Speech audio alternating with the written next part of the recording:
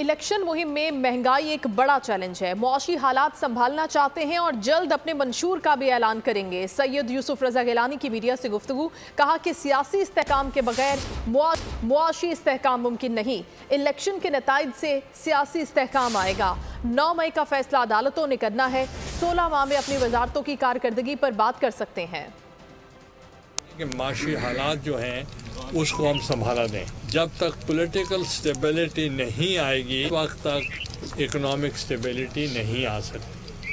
Political stability leads to economic stability, और उसके लिए हम पीपल्स पार्टी ने हमेशा हराबल दस्ते के तौर पर जमहूरी हुकूमतों को मुस्तहकम करने के लिए, जमहूरियत को मुस्तहकम करने के लिए, आइन को मुस्तहकम करने के लिए, रूल ऑफ लॉ के लिए हमने बेतहाशा कुर्बानियां दी।